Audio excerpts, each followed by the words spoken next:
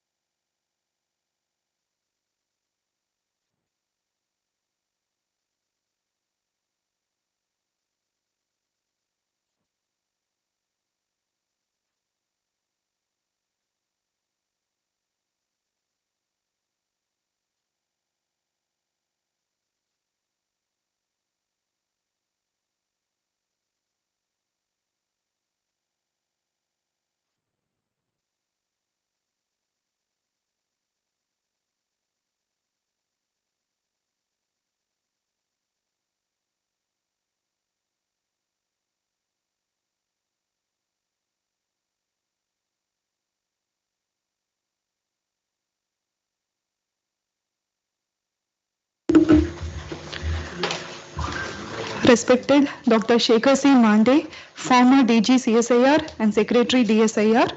Respected Dr. Sujata Chaklanobis, Scientist G, DSIR. Respected Professor Pramod Wangikar from IIT Bombay. Respected Dr. Anjan Ray, Director CSIR IIP Dehradun. Respected Dr. Ranjana Agarwal, Director CSIR National Institute of Science, Communication and Policy Research. Respected Dr. Mrityunjay Sawyer, Director General R&D KIT University. Dr. Sujit Bhattacharya, Dean Policy Research CSIR-NIScPR. Dr. Vipin Kumar, Senior Principal Scientist CSIR-NIScPR. Experts from various academic institutes and industries. Special invitees from DSIR, CSIR headquarters and other CSIR labs, seniors, faculty members and colleagues of CSIR-NIScPR who are attending the workshop online and offline. A very good morning and warm welcome to the workshop on technology readiness level and its applications for technology assessment. The workshop on technology readiness level and its applications for technology assessment intends to provide valuable insights for TRL assessment of the technologies and development of sectoral framework for TRL assessment. The workshop was primarily proposed to learn together how a robust framework can be created so a scouting can be done where CSIR-NIScPR can be a knowledge partner to the DSIR and dedicated institutes to carry out the TRL assessments in various sectors. Hence, with these, the objectives of the workshops are assess the stage of technology development from the technology developer perspective and the development of TRL sectoral framework suitable to the technology being assessed. With these words, I now request the dignitaries to inaugurate the workshop by lighting this lamp of knowledge. I also invite the workshop coordinators, Dr. Sujit Bhattacharya and Dr. Vipin Kumar, to light the lamp.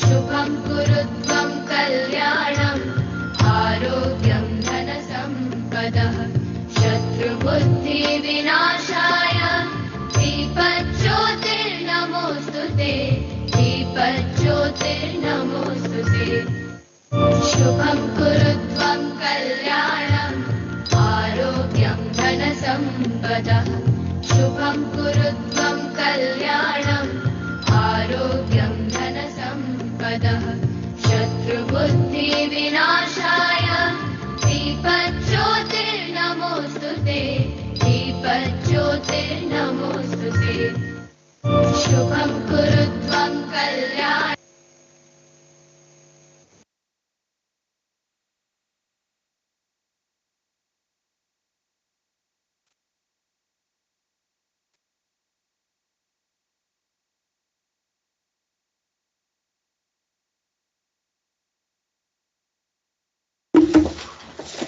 Thank you.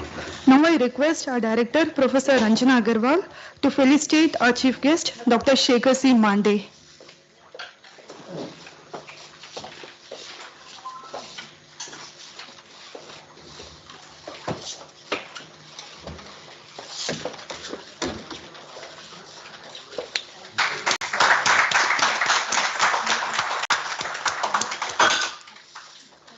I request our director to felicitate Dr. Sujata Chaklanobis. Thank you. I request our director to felicitate Dr. Pramod Wangikar.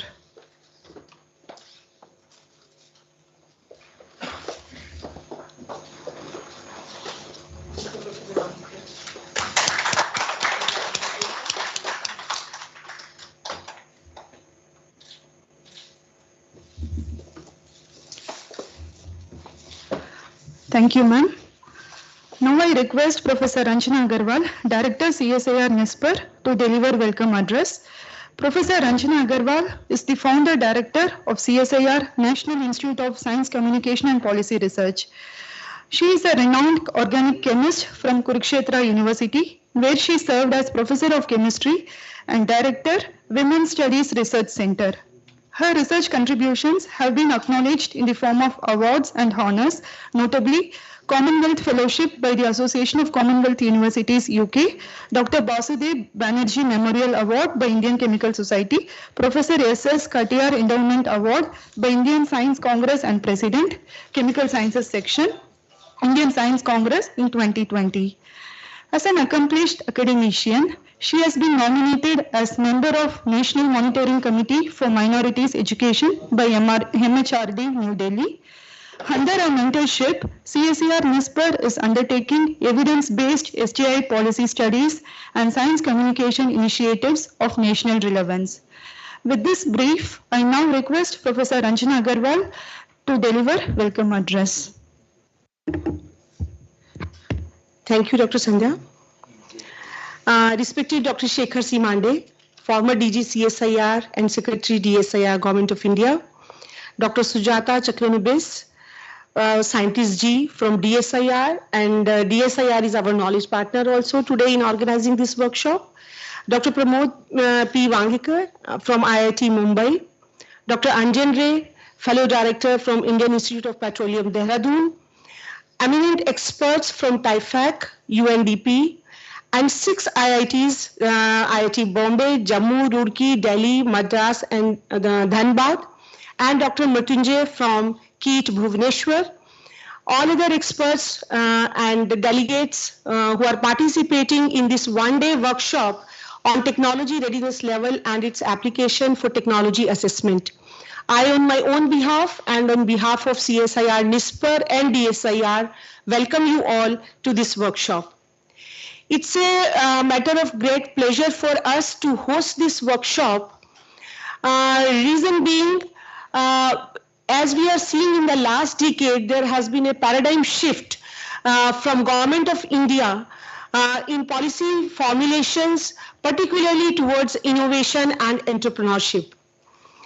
If we look at the Indian S&T ecosystem today, we so proudly say that there are more than 69,000 startups in India, and out of them, 86 are unicorn company by 2021, and in 2022, in the first quarter only, 13 more unicorn have joined this list. So that tells us that how encouraging the system is. Our Honorable Prime Minister Shri Narendra Modi ji is also talking about Atmanirbhar Bharat, Make in India, and a 5 trillion economy that India should be by 2024-25.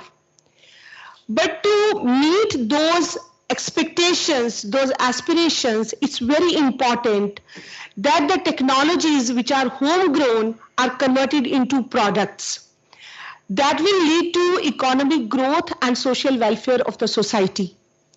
But it has been observed that R&D organizations carry out the research work, develop the technologies, but there is some kind of gap between translation of those technologies at the field level, taking to the industry, and it has been realized that that gap is that sometimes technology developer and technology user does not have the same understanding of the technology in terms of technology readiness level assessment.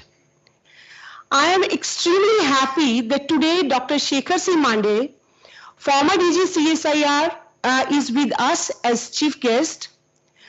I would like to emphasize here that this whole technology readiness level assessment program in CSIR-NIScPR was initiated under his guidance.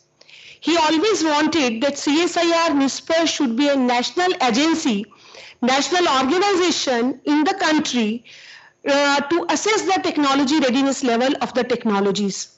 So under his dynamic leadership, CSIR-NIScPR took this initiative to assess the CSIR technologies being developed across its 36 laboratories across India.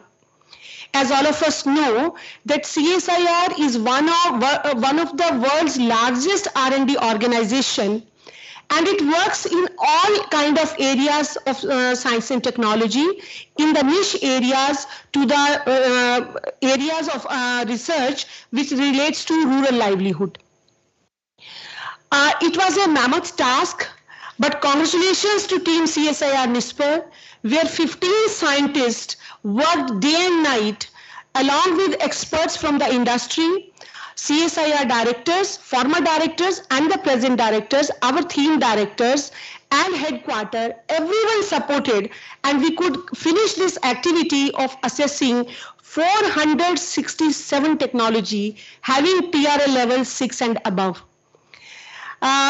When we produced this document before our RC, Research Council, which is the highest body, our RC members were amazed to see the kind of work which has gone into formulation of this compendium.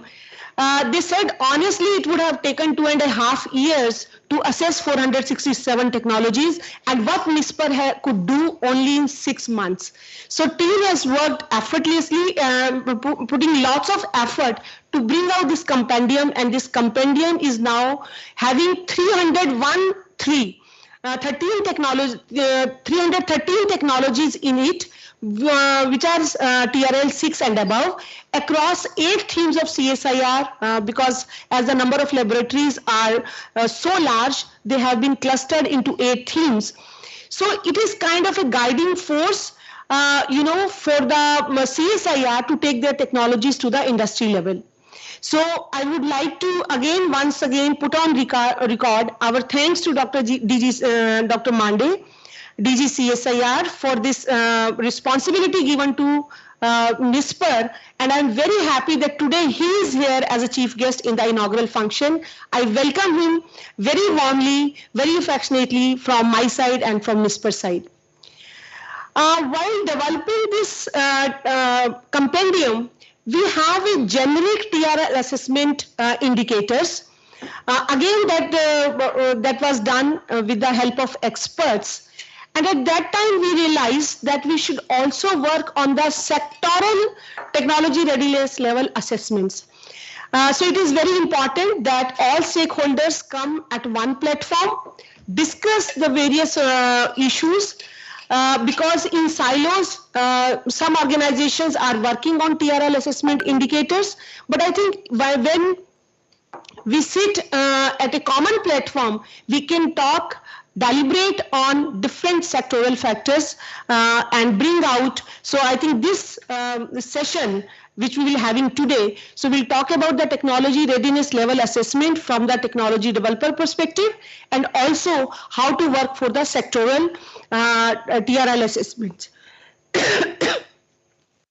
So I would like to be brief. I would like to tell about NISpR in brief, because many of you are visiting NISpR for the first time. And as Dr. Sandhya mentioned, the founder, director and the founder NISpR, so one feels like it's a new institution. But NISpR is having the legacy of almost 100 years, 60 years of CSIR-NIScPR, which is Science, Communication and Information Resources, and 40 years of NISTADS, which is a policy developing lab. So we are working across various sectors of science communication, whether it is print, media, or other social media or audiovisual. Our 19 scholarly journals serve the nation for the scientific fraternity to share their R&D activities, their research. We have popular science magazines, we have the largest national science library, and so on. In policy side, we are working on evidence-based studies, whether this is environment, agriculture, innovation, startup system, diffusion, this traditional knowledge, and so on. A very recent initiative which was started in COVID time, again by the encouragement from Dr. Mande, was the creation of rural livelihood. Because CSIR again having lots of technologies which can be utilized for the serving the rural masses, and we have identified 82 technologies which can be disseminated in the rural areas for the livelihood creation. I would like to inform Dr. Mande today that his efforts have brought fruit. We are working in Northeast and we are now in a stage to develop a CSIR Technology Center in Guwahati in collaboration with Nectar. So the first technology from Bhavnagar will be deployed sometime in the end of July. And we are talking to many labs and at least 4 technologies have been identified. So that will be very useful for Northeast, and we are collaborating with NADFI, Donor and Nectar how to take those technologies forward for creating livelihood in the Northeast. And we would like to replicate this model across India so that the fruits of science and technology, particularly being carried out in CSIR labs, can be taken to the masses. And the vision of our Prime Minister that the science must serve the society can be fulfilled. So this is a session today, one day session. We will be having different sessions of experts from different renowned institutions, and I believe that by end of the day, we will be coming up with the technology readiness level assessments and sectoral technologies, how to assess this. So I wish the organizers all the success and looking forward for the very positive outcome. So once again, I would like to welcome Dr. Mande, Dr. Wangikar and Dr. Sujata from DSIR for giving their valuable time and being with us. Thank you so very much. Namaste. Thank you, ma'am, for your welcome address and initial remarks. I now introduce Dr. Sujata Chaklanobis, who has a doctoral degree in chemistry and is working as Scientist G and advisor in the Department of Scientific and Industrial Research, Ministry of Science and Technology. Dr. Sujata has several years of R&D experience and has a number of publications to her credit in reputed international journals.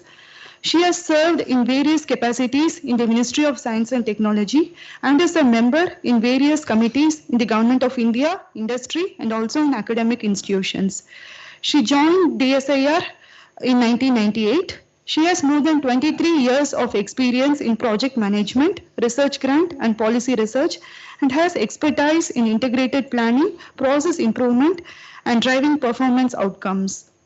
She is involved in S&T planning and Government of India led programs on industrial R&D, innovation, and programs addressing various issues of women through S&T intervention. Currently, she is head of patent acquisition and collaborative research and technology development base, common research and technology development hubs, technology development and utilization program for women, studies and events programs of the DSIR. I now invite Dr. Sujata to deliberate us about the need for assessment of readiness level of technologies.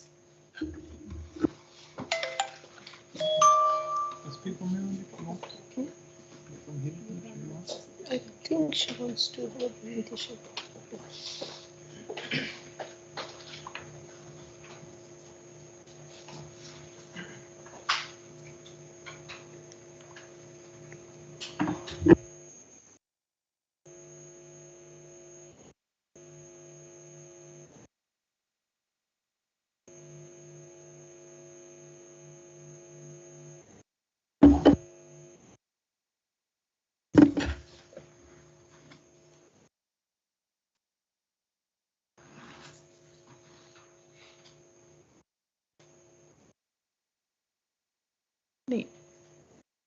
Yeah.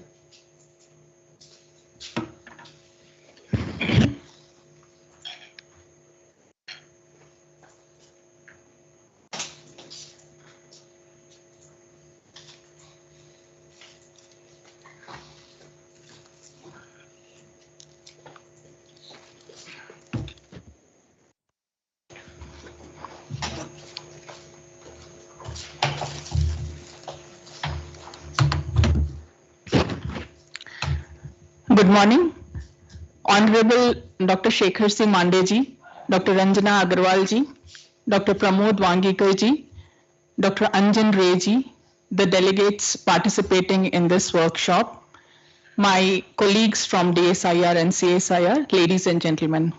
It's a great honor and privilege to be here today and presenting my thoughts on the topic which has been suggested to me. I hope that today's entire day will be helpful and fruitful for all the delegates who are attending it.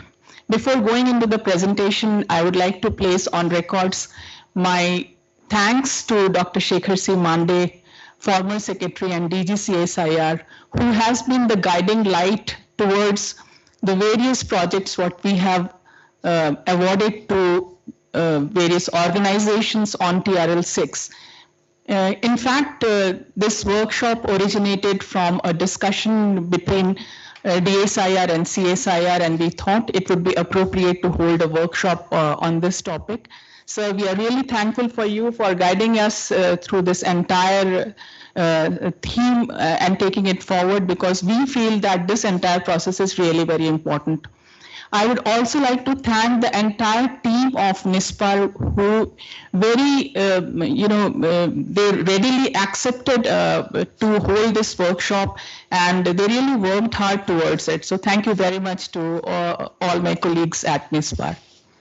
So going forward to the presentation, today's topic is need for assessment of readiness level of technologies.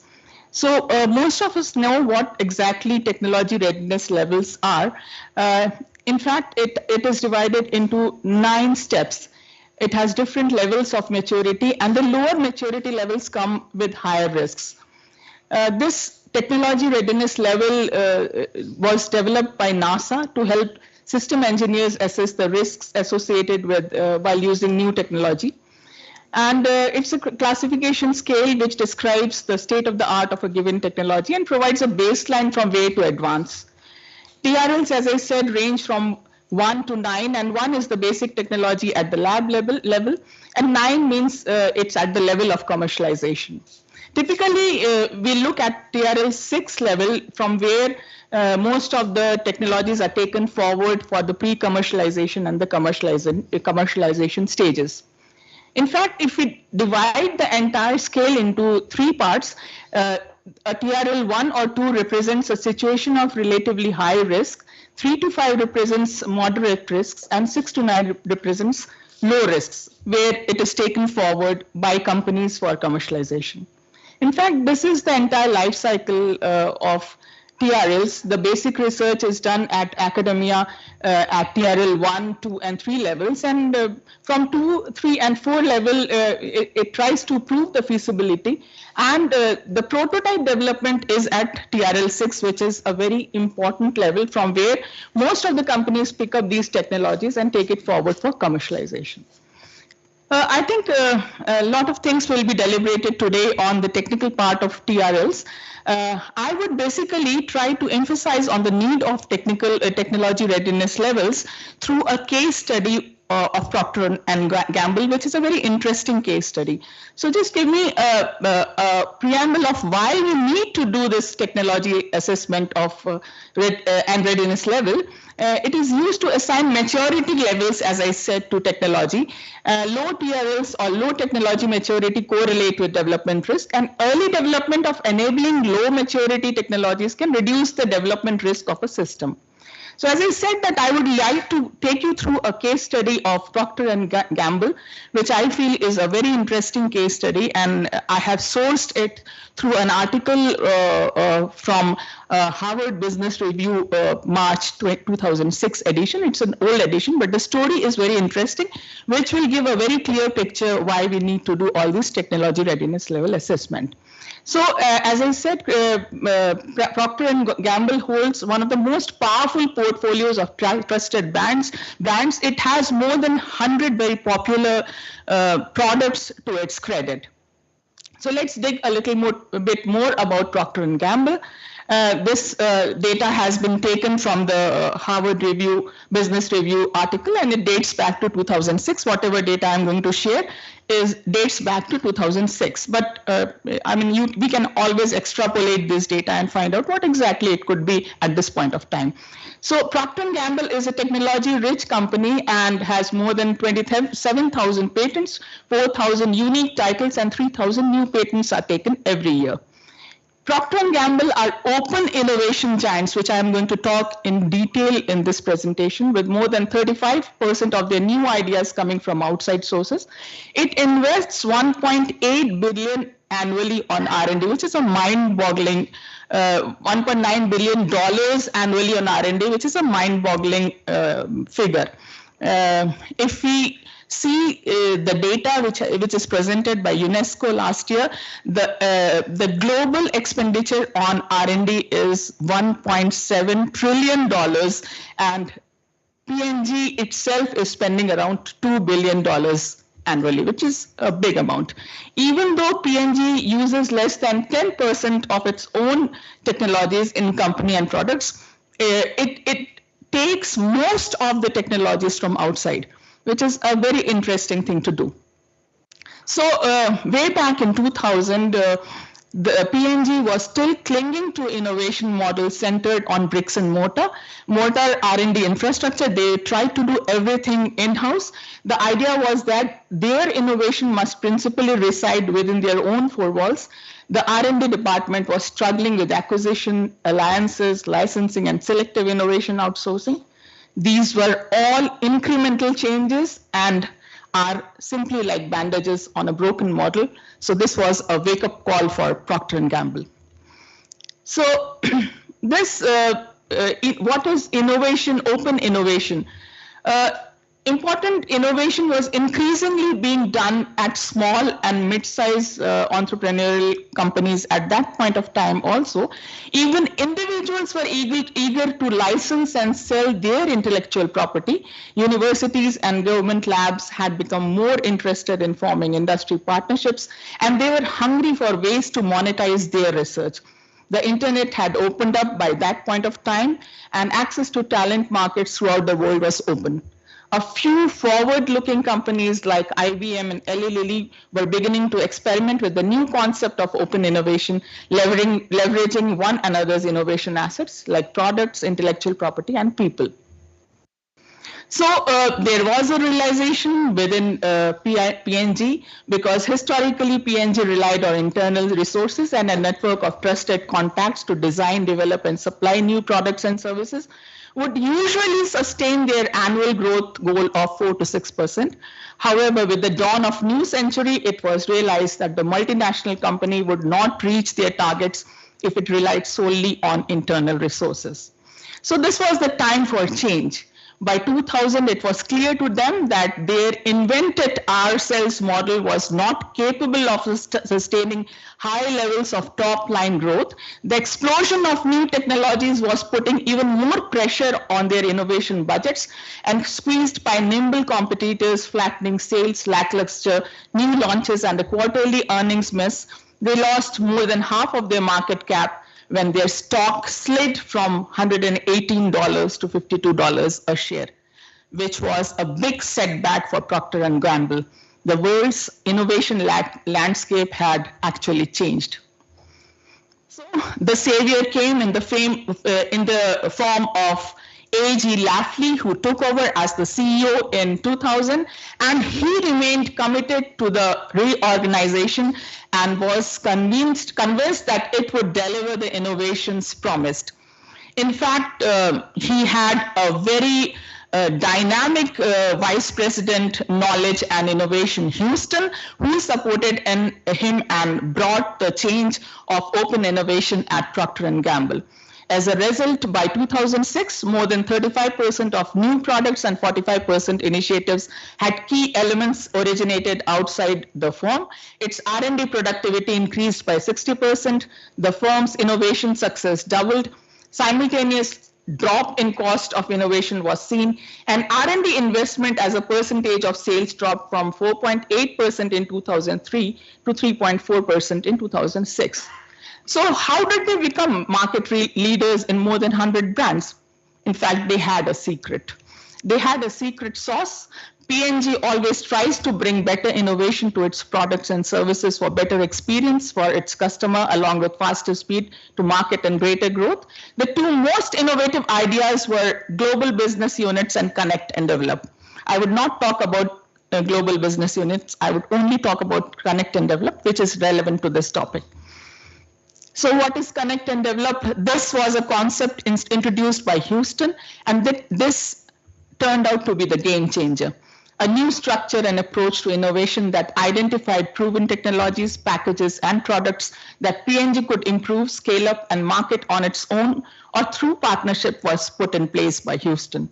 And he ensured that the best ideas, wherever they come from, rise to the surface and support P&G. Shift mindsets from resistance to not invented here to proudly found elsewhere. And 35% of the new products in market had elements that originated from outside P&G. 45% of the initiatives in the product development portfolios have key elements that were discovered externally. So I would discuss a very popular product of Procter & Gamble. This has been sold now, probably Kellogg's has taken over, but at that point of time, Pringles was owned by Procter & Gamble. A very interesting story. In fact, Pringles was launched in 2004 and in 2000, and in spite of a very nice product, it was not catching the market. So the higher-ups in Procter & Gamble were very worried how to bring a change so that it becomes popular. So in 2002, after Lafley joined, they had a brainstorming about ways to make snacks from more novel and fun. So a suggestion came from a young researcher who said that we can print pop-up culture images on Pringles, which will make it interesting, and children and the customers would be interested in it. So how to do that? The researcher thought that they can try inkjetting pictures onto the potato dough. They used printers in the office to test run. However, they realized that every crisp would have to be printed as it came out of frying when it was still at a high humidity and temperature. They have to produce sharp images in multiple colors, even as they printed thousands upon thousands of crisps each minute.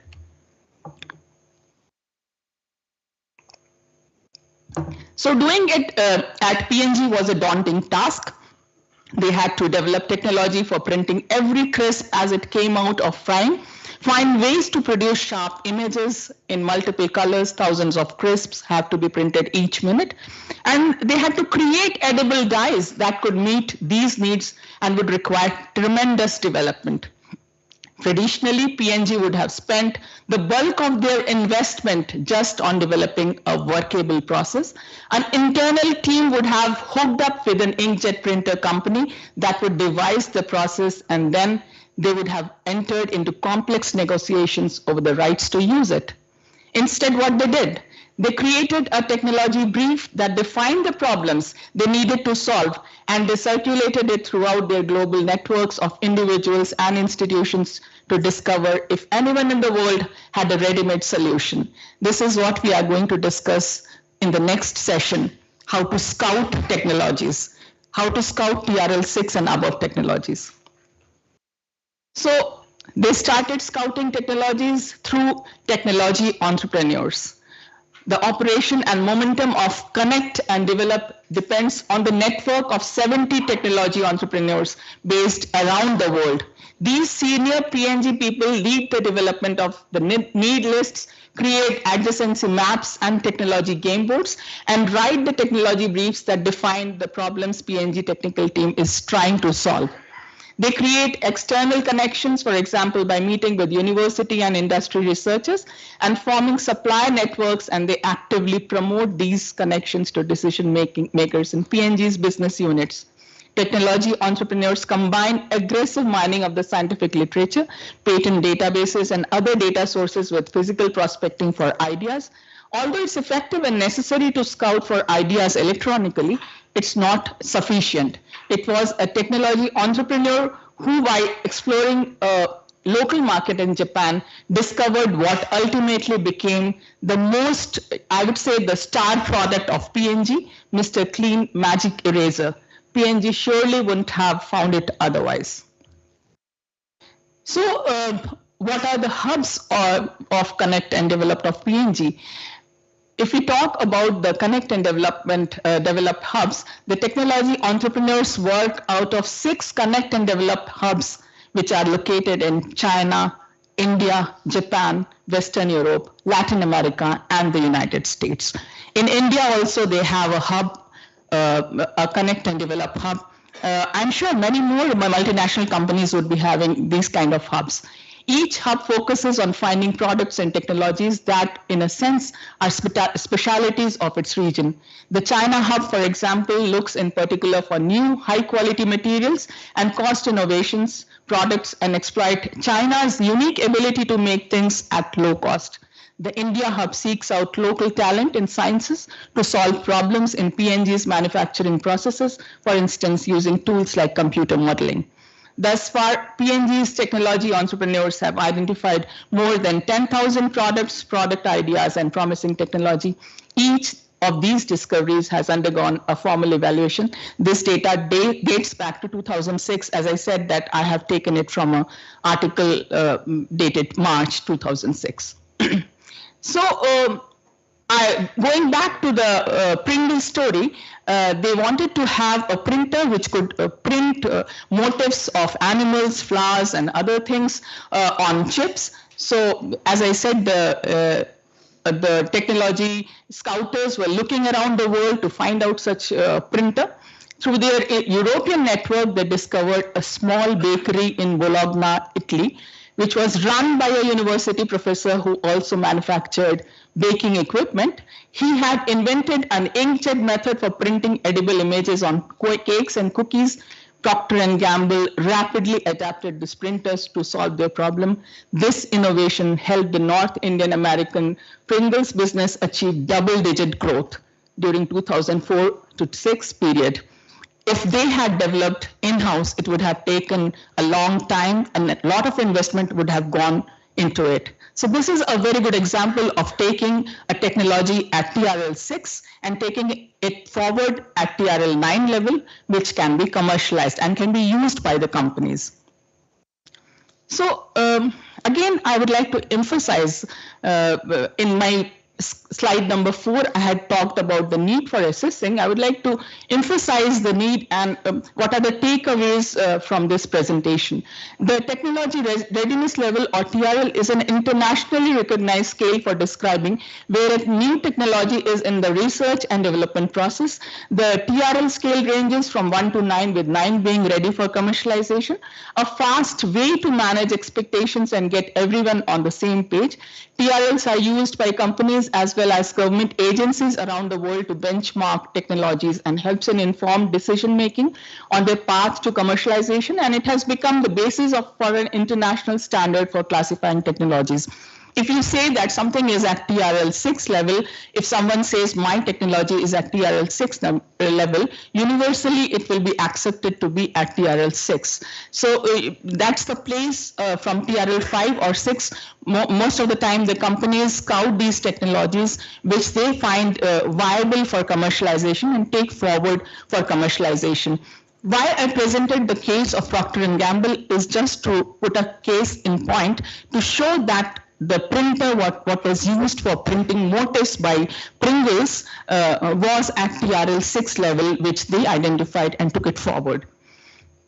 So looking at the importance of TRL 6 and above technologies, DSIR put forward studies for identifying TRL 6 and above technology. Studies were advertised under the able guidance of our former secretary, Dr. Shekhar Singh Mande. He was very supportive when we were doing this, and we got an overwhelming response from principal investigators, and it was difficult for us to say which is good and should be supported and which cannot be supported.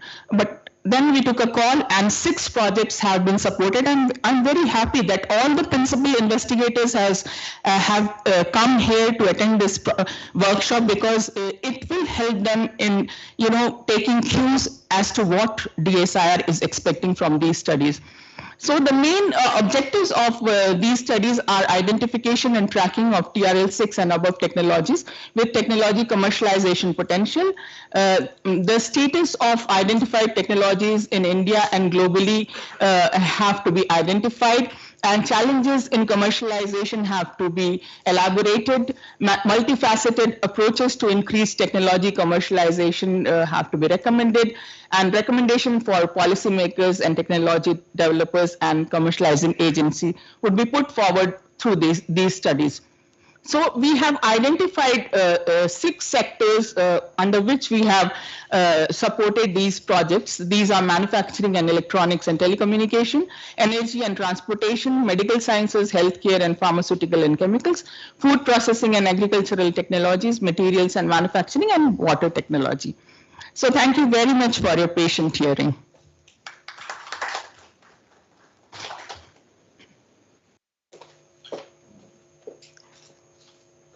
So,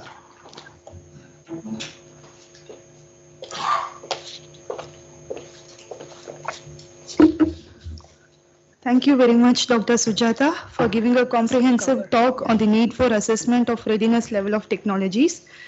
And today we have with us Dr. Shekhar C. Mande as the chief guest. Dr. Shekhar C. Mande is the former Director General of CSIR India and Secretary of the Department of Scientific and Industrial Research, Ministry of Science and Technology. Prior to this, Dr. Mande was the Director of National Center for Cell Science, Pune. He served as a member of the Management Council of the Tata Institute of Fundamental Research, Mumbai, as a representative of the State Government of Maharashtra. He used to be a member of the Management Councils of the Solapur University and Savitribai Phule Pune University. He is a member of the governing body of the Indo-French Center for Promotion of Advanced Research, CEFIPRA, and served as a member of the Research Council of the Institute of Genomics and Integrative Biology, Delhi. He is the fellow of various academies and served on many advisory committees, including task forces of the Department of Biotechnology and Department of Science and Technology.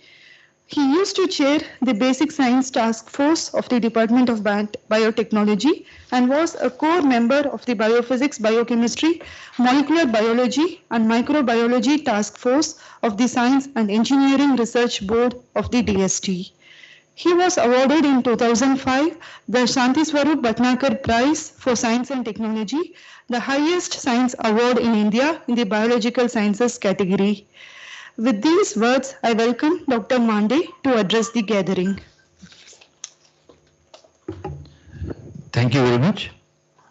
First of all, very pleased to be here amongst all of you. And as soon as I enter, I found many old friends who are also attending. So pleasure to be with all of you once again. Secondly, the pleasure is also that the activity that we started about 3 years ago in CSIR in systematically assessing TRL levels of our technologies, and it was very ably carried forward by NISPR in the last couple of years, is now seeing getting more traction as it is in both DSIR as in CSIR. As Sujata actually mentioned quite correctly in her presentation, that is an important aspect for the commercialization of our technologies and discoveries in the lab, to have a proper assessment of the technology readiness levels of everything that we do in the labs. Now, as we know, technologies required to be implemented in any part of the world are essentially local requirements. In a sense that the requirement that what we have here, say in a country like India, might be a completely different requirement that in a different country. That's a universally accepted fact. And therefore, many times people do actually say, including our Honorable Prime Minister, that science and scientific discoveries are global. I mean, if one makes a discovery in science, I don't think anyone else in the world say that there's an alternate discovery which confirms the same fact. So scientific discoveries are universal, but the implementation of scientific discoveries for the benefit of people in terms of technologies or whatever are essentially local requirements. And just to give you an example, there is a very nice webinar that was organized by NISPR a few months ago on the milk powder technology that India evolved in 1950s, 1960s and 1970s. And globally, the people who were experts had suggested to Government of India then that the milk that is produced in India cannot be converted into milk powder because of certain reasons. And the reasons were that the milk that is available in India is primarily buffalo milk. And the milk that is primarily available in other countries is cow milk. And because of which the fat content and everything is different in different milks, and therefore Indian milk could not be converted into milk powder. And in fact, there was a very seminal report in 1957 by Government of India under something called a Krishan Chand Committee. And the Krishan Chand Committee's conclusion is that Indian milk cannot be converted into milk powder. Now that's where a technology was required which could convert the buffalo milk into milk powder. And that's what I said is a local requirement. This problem had already been solved in Western Europe and US and Australia and New Zealand and other countries. But indeed, eventually over a period of time, our scientists also were able to come up with a technology that would convert the Indian milk into milk powder. And as we know, the rest is history, and milk powder is available everywhere now in India, using the technology that was developed in India. So it's something very interesting, and there are many different kinds of examples that exist like this, that adaptation of scientific discoveries for the benefit of people, the technology required for those adaptations can be different in different geographical parts of the world. But how do you actually make sure that the technologies that are available are also very easily scalable, implementable, and affordable so that they can be used for the benefit of larger people? I mean, that's a very critical question, and it's what Sujata alluded to in her talk. And for this, several years ago, as she correctly mentioned, NASA had come up with this scale of technology readiness level from 1 to 9. And NASA used it quite extensively in the initial operations before every launch. Before any technology that was being implemented in their rockets or launches, it was assessed whether the technology would be mature enough to be used in that particular process. And this scale, therefore, has been used very widely around the world after NASA did in the early years. When we did the exercise in CSIR some 3.5 years ago, we realized that different branches of science or different branches of engineering have different meanings of this TRL level. I mean, it's not the same. For example, in pharmaceutical and drug discovery, the way you assess TRL is completely different than if you go to an automotive sector. I mean, that's a very different way that you will have to assess what really is the technology readiness level. Although the basic principles remain the same. Whether have you demonstrated a prototype, has the prototype been demonstrated at a slightly medium scale before it can be gone to a larger scale, and so on and so forth. But still the major differences remain in different fields. There's also another learning that what we had in CSIR was a very stark contrast when different kinds of people were calling the technology as TRL 5 or 6 or whatever. So our objective then was to make a compendium of technologies that was TRL 6 or above.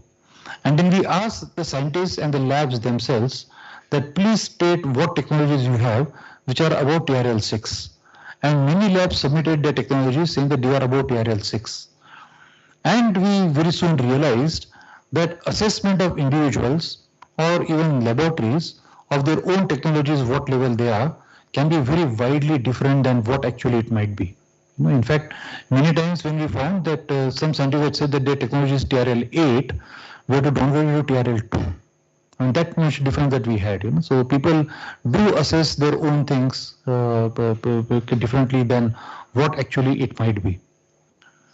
But what we also realize, there's a very serious vertical gap between people who are doing basic fundamental science and people who are more engineering oriented, their assessment of the technology readiness level. And the gap was so apparent in some of our chemical laboratories. The scientists who were involved in basic discoveries in chemistry had a completely different idea of what they thought was TRL than the chemical engineers themselves. And more closer to reality were actually chemical engineers, so they knew how to do assessment better than the chemists themselves. The chemists were actually extremely good. They were publishing papers in some of the most visible journals in the world and all, but the assessment of TRL was rather poor. And it all became very apparent when we started assessing all of that. And it was quite a good learning experience. And it's at that point we thought that it might be worth doing this exercise periodically in CSIR, at least in CSIR then is what we thought. And then we requested NISpR, and NISpR very graciously agreed to continue doing this exercise. And the compendium that you see here on the table is a result of that particular assessment. What is there? Typically, in the basket, we get 400 or 500 technologies that people think are about TRL6. And eventually we prune that number down to about 300, 350 or something. So you can see that how much widely different are the assessment of people on their own technologies. But it's an important exercise because very often we have heard in India that the industry is not willing to come to the scientists or the laboratories for taking technologies because industry wants technologies which are TRL9. I mean, that's the common criticism that what we have in the country, which may be true, which may not be true. But nonetheless, I mean, that's what the perception of most of the scientists in the country is. But what we actually do in the lab at the level of TRL 1, 2, 3, and what industry essentially would like as TRL 7, 8, 9, there is a gap at TRL 4, 5, 6, and that needs to be filled up. And that gap can be filled up by multiple different ways. But one of the most powerful ways that we have learned over the last 10, 15 years is actually hand-holding either startups or something and incubate people who can come and incubate ideas in our laboratories, take up a TRL3 technology and try to make sure that eventually it matches to TRL6 or TRL7. And that's a very powerful way that we have learned over the last 10, 15 years. And that's also is kind of genesis to formation of many incubators across country. And I'm glad that Mrityunjay is here, who represents one of the successful incubators in the country. And if we handhold the startups there, the people who have ambitions of improving not only TRLs, but eventually valorizing the technologies that come out of that by selling it to industry and so on and so forth. So that is a very, very important exercise to upgrade our technologies so that eventually they can be adapted by the industry and eventually the larger public, which has aspirations from the scientists, the larger public of the country, which aspires that the public's development would take place through the discoveries that are being made in our lab. If those aspirations are to be met, all of us will have to work together, the scientists, the engineers, the startups, the industry, and so on and so forth. And if we do that, I'm pretty sure that we will realize the fruits of science and technology in a true sense. Now, this is where how the Western world, of course, developed over the last about 200 years. We were denied those technologies of the Western world in our own country. But ever since we became independent, we have followed it very aggressively. And I do hope that conducting exercises like this and making more and more scientists and engineers aware of the TRLs and their value to the overall ecosystem of the country, it will be very, very useful in the long term. So I wish all of you very best, and I do hope that everyone who has come here will benefit by this workshop. Thank you all very much.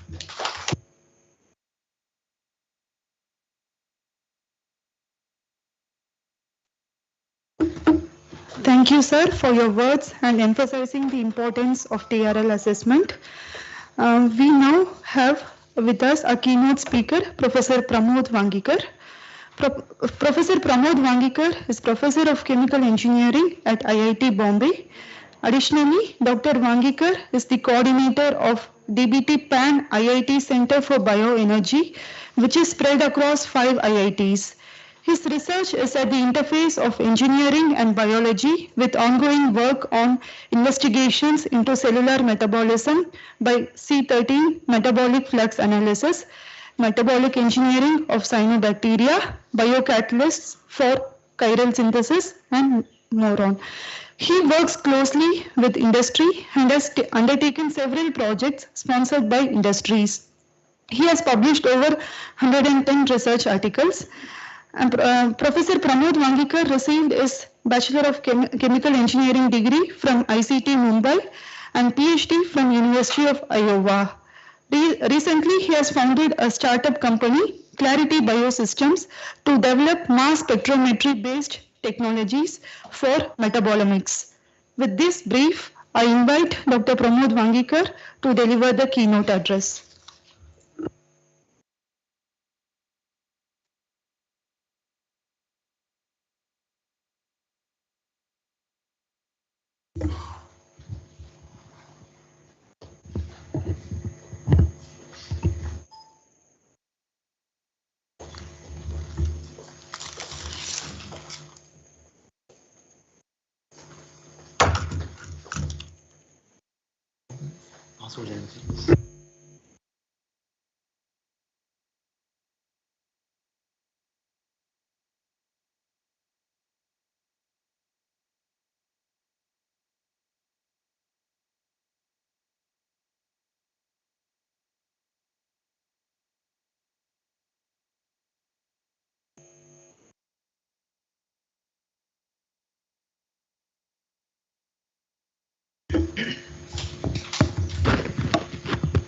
Good morning.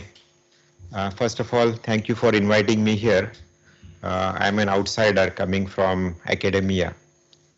When I finished my PhD and I was looking for jobs, I interviewed at some CSIR laboratories, at some companies, some multinational companies, and some IITs, and finally I ended up at IIT Bombay. And as was mentioned in the introduction, I do work quite a bit with the industry, and we have been developing an ecosystem at IIT Bombay for translational research, translating our technologies into commercial products and technologies. So from that point of view, what I have to say here, it's sort of on the same page as what has been said already. But this will be more of a perspective coming from the university background. All my career I have been at IIT, which is a university, and we keep thinking as to what can we do in order to do research and come up with technologies that are at higher TRL levels. And what I'm going to touch upon very briefly will be about the new mechanisms and policy innovations that may be required in order to achieve that goal at universities. So this is obvious as to what are universities doing, what are universities supposed to do. So we are supposed to teach basically manpower development, capacity building, fundamental research, publish articles, scholarly publications, even patents nowadays. And all of this, primarily the publications will fetch peer recognition, and that peer recognition for an individual and collectively for the university will decide the ranking of the university. So everybody at a university typically is driven by these these elements. Outreach is something that so I have students who get admitted into IIT system, and that is my primary constituency. However, the industry, the general public, and so on, they are if I reach out to them, that will be considered as outreach. If I conduct a program or a conference or whatever. Now that is something which is part of the the role of a university, but it's a little bit at a lower in terms of the priorities. The newer roles that are emerging are development and commercialization of technologies and products. So we do have manpower, we have capacity, we have infrastructure. So why not develop technologies that will become commercially viable and also undertake industry-sponsored research? So I'll very briefly touch upon and talk about what are the challenges in doing that. The last two things that are listed here. So Shekhar mentioned about what an academic feels as a ready technology and what a private sector or the consumer of the technology will consider as ready technology. So when I do something in a laboratory and I perform a reaction, and I can see that reaction in a test tube, and it's doing fine. And I consider that as ready technology, but it is probably at TRL 1 or 2 if you look at from the other side. Now, what goes from that TRL 1 or 2 all the way up to TRL 9, there is a huge gap. Our conventional funding mechanisms in all the funding agencies are primarily focused on novel research. Now, when you take something which is already established, the novelty is already gone. Now, if you want to take that research all the way to something which can be produced as at hundreds of tons per year type of scale, or thousands of devices per month or whatever, so that journey, there is no novelty there. That's a journey which requires a lot of effort, a lot of money, time, and a lot of things that are not necessarily scientific in nature. So that's what is called as the valley of death in the healthcare sector, in the pharma sector, in the medical devices. That valley is really huge, and it takes a lot of effort and money to fill that gap. The gap, in a typical academic setting, maybe because the market need assessment hasn't been done properly. So what the academic is working on, the outcome of that research may not necessarily be the need of the hour in the market. The IP protection that the researchers may have sought may not be adequate, may not, the freedom to operate space may not have been done properly. The cost of manufacturing may be high, especially in the biomedical sector. There is, there are lots of regulations. Regulatory bodies are there, and you have to obtain regulatory clearances. So those may be lacking. And definitely all of this requires funding, and that may be lacking also. And as Shekhar mentioned in his speech, the context, the TRL is context dependent. And what I am more familiar with is in the biomedical domain or in the healthcare domain. So TRL in the biomedical devices and drugs, the general evaluation criteria. So what is shown on the left is a generic image for TRL. So these are the things that are typically. What I have written on the right are the criteria that are very specific to the biomedical domain, the biomedical devices and drugs domain. So market survey, definitely, do we need the product or technology? Do we have enough IP protection for that particular technology?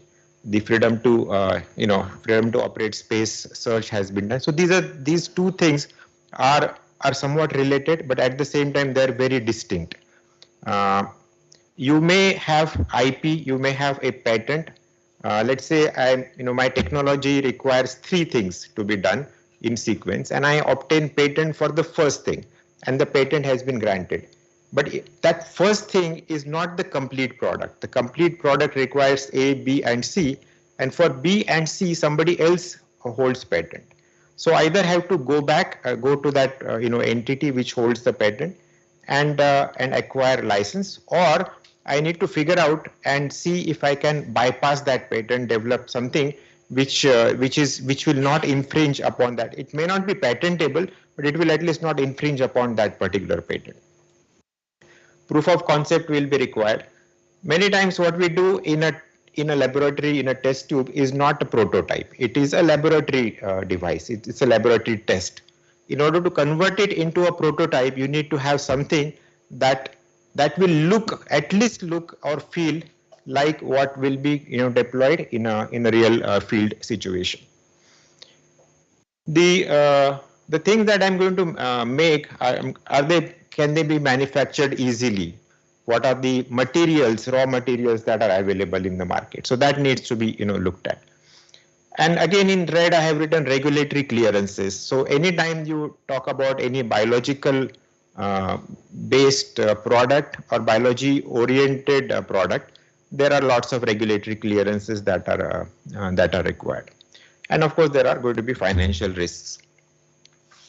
The regulation in terms of the biomedical devices, the CDSCO, which is the apex body, which will govern the devices and drugs. When you do any biological research, you also need to assess the biosafety of the devices or of the material, both for the environment, general public, and for the workers who are going to work on that device even during research.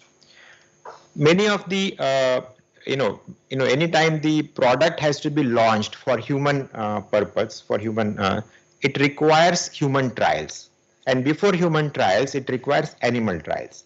So both animal trials and human trials require regulatory clearances by what are called as ethics committees.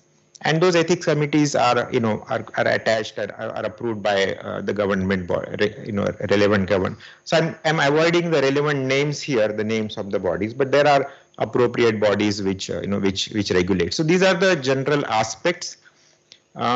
One more thing I have not listed here is biodiversity, and that comes into picture when you are exploring the biodiversity, meaning I go out, I take some soil sample, take isolate bacteria, and it's going to make a product. So I'm exploiting the biodiversity which belongs to the country. So again, there is a regulatory clearance that will be required from that perspective. The technology that is now available in the lab, that, and if I say, I have developed something in the lab, it's working in the test tube, I go to a company and I try to sell that technology.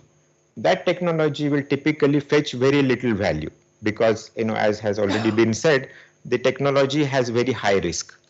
So how can we de-risk that technology? So what needs to be done in order to make sure that the buyer of the technology will have higher confidence and therefore will pay a higher price?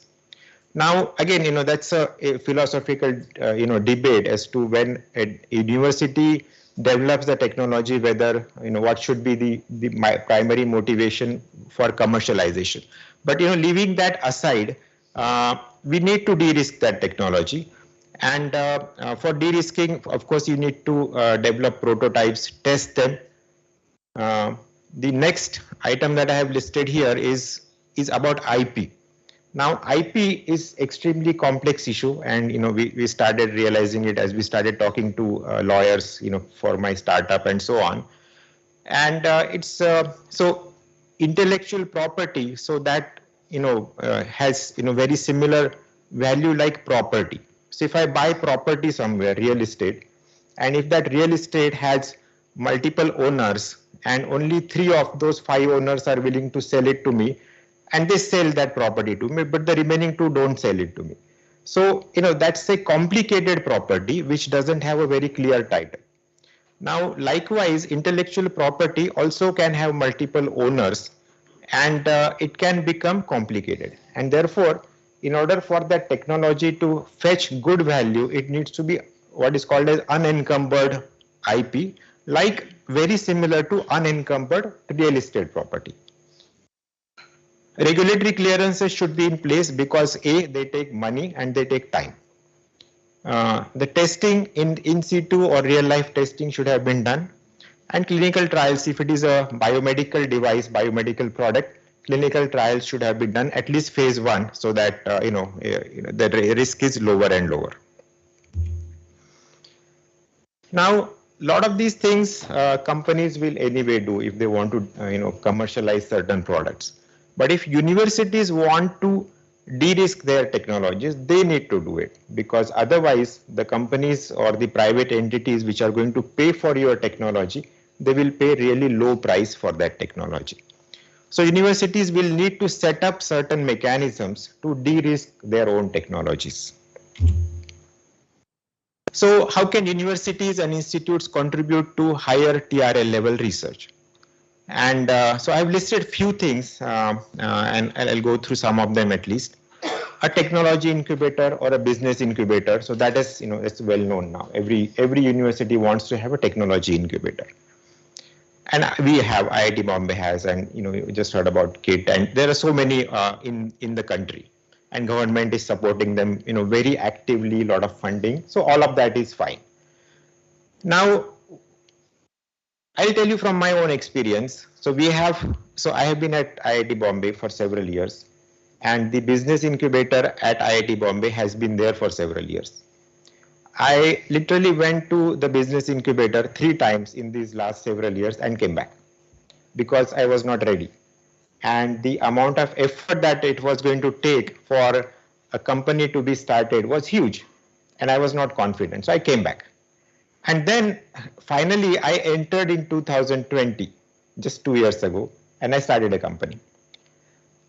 What may be required is not everybody is ready. So just because you have a proof of concept doesn't mean that you are ready to start a company. You may not be ready to start a company. What is called as a pre-incubation program for de-risking. So even if you are the innovator and you are the entrepreneur, if these two people are the same people, even then it doesn't mean that you take whatever your technology is as the best possible technology. You still need to make sure that the technology has value, even if you want to become entrepreneur by taking your own technology, right? So we're talking about a professor or an academic taking his or her own technology and becoming an entrepreneur.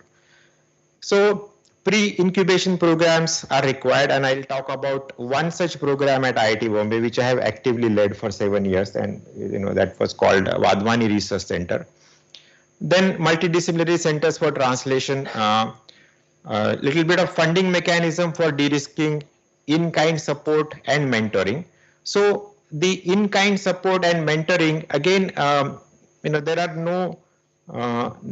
no examples in India that one can really follow. The in-kind support is typically required, and we going by our own experience at IIT Bombay. The academic typically doesn't require support on the science because they are the experts on that science. If they need support on science, they can always find collaborators either from the same institute or from other institutes. So support on the scientific front is not so much required. Of course, you can motivate them to be a little bit more interdisciplinary, talk to people of different disciplines and obtain that support. But the support that is required is non-scientific typically. Filing patents, getting regulatory clearances, raising funds, and so on. Then, the other thing is everybody may not want to become an entrepreneur. It's very challenging. It's all those who have been entrepreneurs, they know that it's not really easy to be an entrepreneur, and therefore you should also have the option of licensing the technology to a third party, an existing commercial entity, a company, or whatever. And for that, very active technology licensing offices are required. Now, most universities do have a technology licensing offices, but they are not active. So that's what I meant. An active office is required. As an academic, first of all, the academic doesn't know who is a potential buyer. That's the first step. They don't have the reach to that buyer. They don't have the way to evaluate the technology, the price of cost of the technology or the value of the technology, and so on. The other option is provide R&D services to industries, where it's a little bit easier option, but still there are challenges there. And as I mentioned about the IP, so there every institute has an IP policy which may be governed by the parent ministry and so on. But certain reforms in the IP policies of the institutes may be required, so that unencumbered IP can be provided to to either the external parties. And then finally, rewards and peer recognition for translational research, which is to some extent lacking today. So how are the world's leading universities managing this? And when we set up Wadhwani Research Center at IIT, we looked at several examples, and the two examples that are very prominent, one is the Wyss Institute at Harvard, which and I'll tell you a little bit about that, and the Stanford Bayer Center for Biodesign. And you might have heard about the second one more, and for obvious reasons. So these two, the Wyss Institute and the Center for Biodesign, the Stanford Center for Biodesign, these two are somewhat different in their philosophies. They, they cater to different audience, and their mechanisms are somewhat different. And we studied those in detail. I visited both these institutes. So WIS Institute, how it works is that it's written in very simple paragraph. It basically it's an institute of Harvard University. It has joint appointment for select faculty members of Harvard. So remember, Harvard and select from Harvard, not everybody at Harvard. Not everybody at Harvard is a member of WIS Institute. So the WIS Institute will provide everything, including the scientific support, so that the selected technologies can be de-risked and higher valuations can be. So there are about 18 to 20 faculty members who are affiliated to WIS Institute, and they have thriving labs and so on. And you might have heard of some of them, George Church and so on. And I have a good friend there, Samir Mitragotri, who is also a faculty at WIS Institute, and he gave me the inside story of how WIS Institute functions. But basically, what they do is, any technology that comes out of Harvard, if it has, let's say, a valuation of $1 million, they take it all the way to $50 million or $100 million valuation and then sell it, either as a startup or to a third party. And that has happened so many times. So many times it has happened at WIS Institute. So the WIS Institute basically works with permanent faculty who are faculty members of Harvard. Biodesign Center works with cohorts.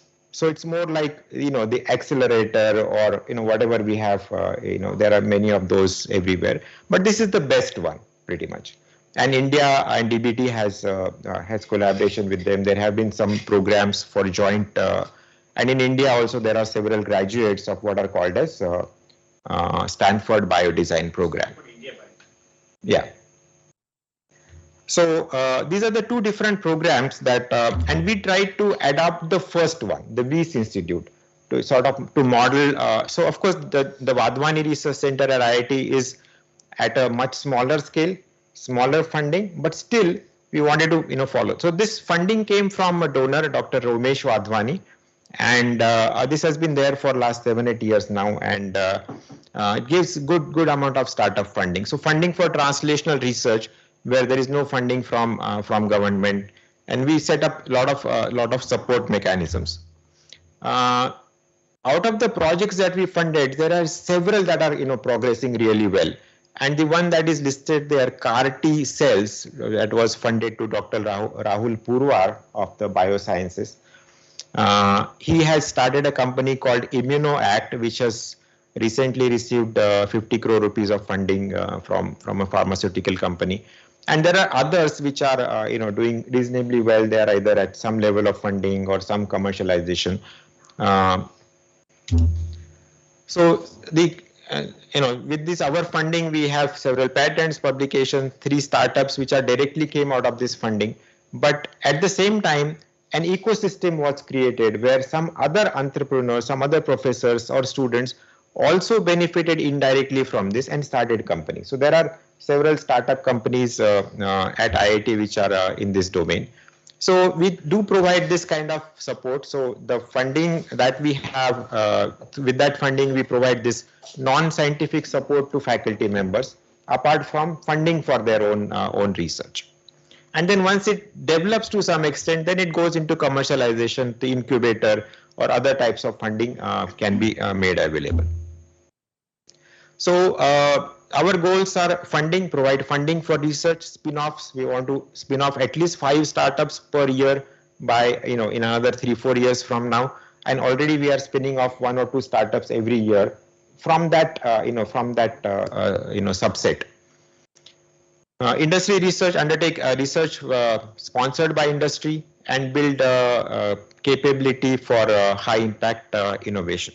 So this is, sort of, my perspective with limited experience in these kinds of scenarios. And thank you.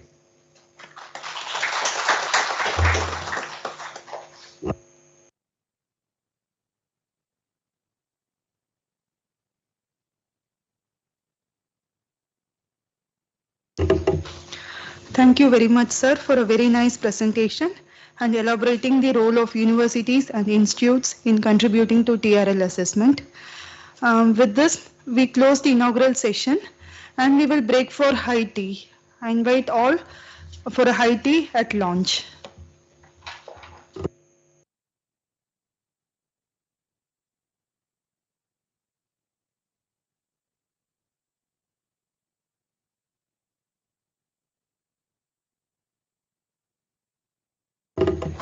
We will be back after 15 minutes, the technical session, for the technical session 1.